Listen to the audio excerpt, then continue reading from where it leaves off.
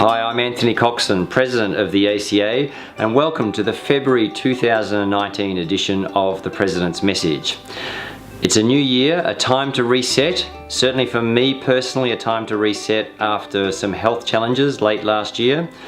I'd like to take this opportunity to say thank you to my family, friends, colleagues and ACA staff who supported me during this time, and especially to our Vice President Dr. John Devoy, who stepped in for me in my absence.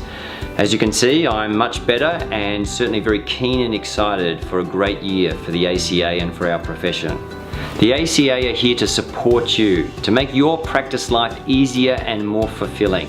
And we do this through our membership services, our public education, and our advocacy. One of the things we've been working on over the last 12 months is helping chiropractors with their compliance in advertising. And I think we've seen some really great improvements in this area. But following on from this, and based on some member feedback that I've been getting over the last month, I've come to understand that there's still confusion in this issue. Advertising by its nature needs to be more restrictive. It needs to have that high or moderate level of quality of evidence. However, practice does not need to be restrictive in this way.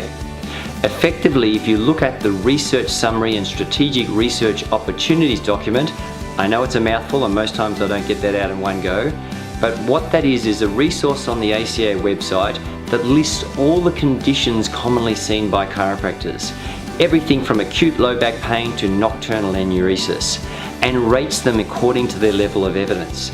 Here it makes it very easy for you to understand which ones are appropriate for advertising and which conversations should just happen within practice.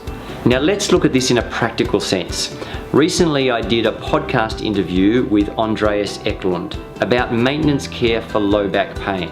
A great little study, and I hope you listen to the podcast. Really interesting information. This is perfect to be sharing with patients who might be considering beginning a wellness program or beginning maintenance care. But it's not appropriate for a website simply because it doesn't have that higher level of evidence. Within practice, you have the opportunity to nuance your message. It's a conversation you'll have with patients that'll include the risks, benefits, and evidence around their care.